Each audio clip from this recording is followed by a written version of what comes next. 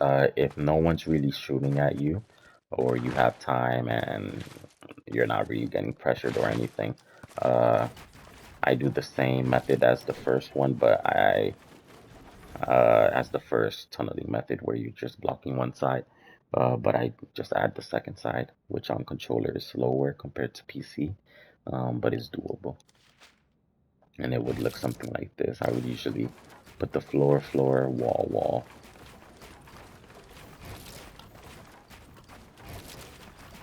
I mean, since I'm since I'm comfortable with editing, I generally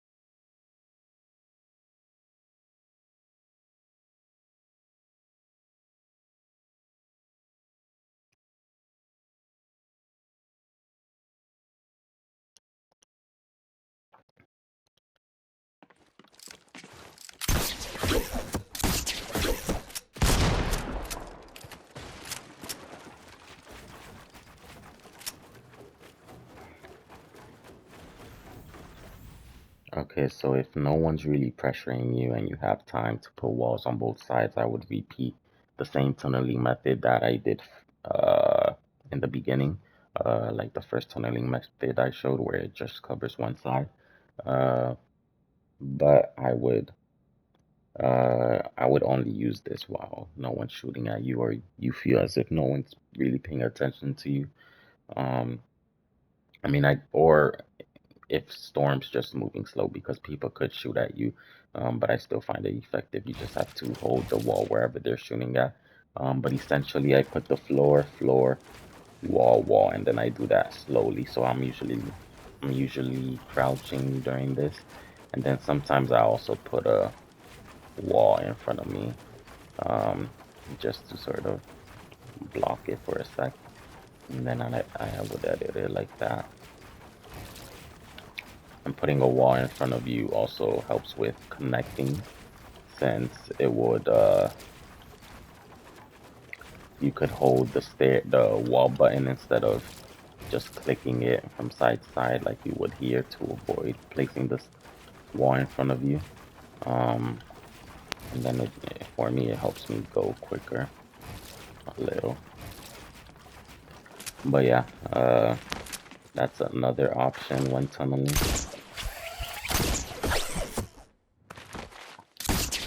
That's the more relaxed option anyway. Um,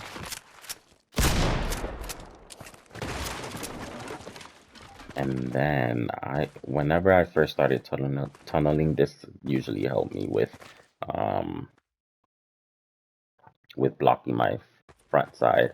And I usually just use this whenever I'm pushing someone.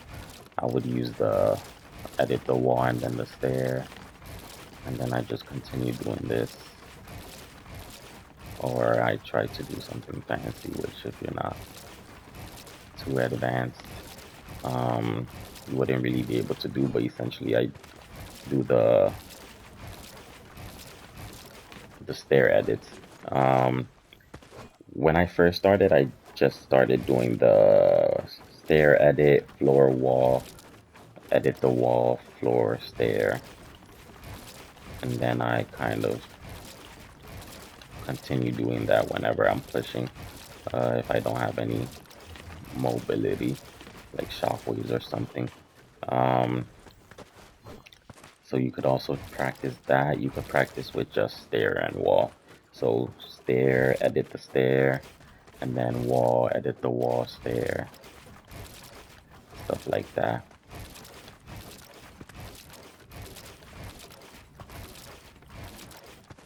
And then let's say if I'm boxed, right?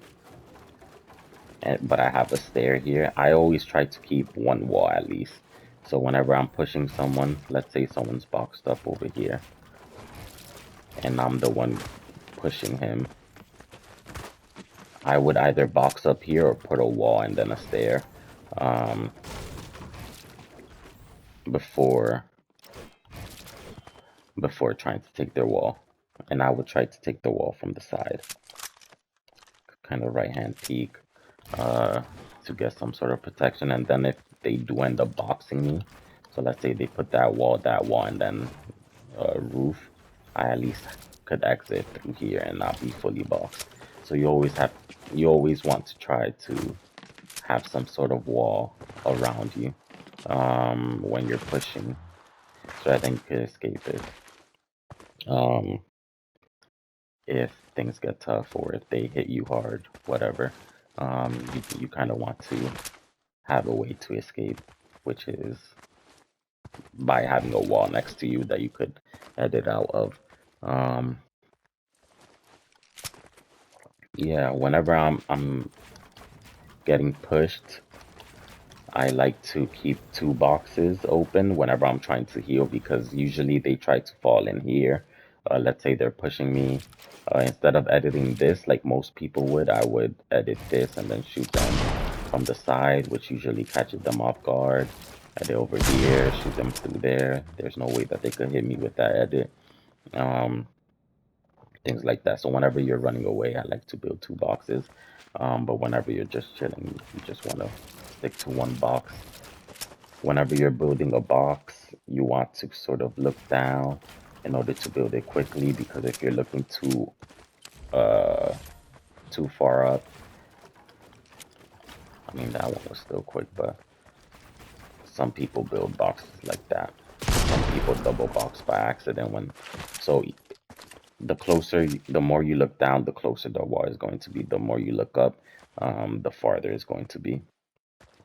And whenever I'm box fighting, I kind of like to fight two boxes away and try to get as much pieces as I can in this middle box.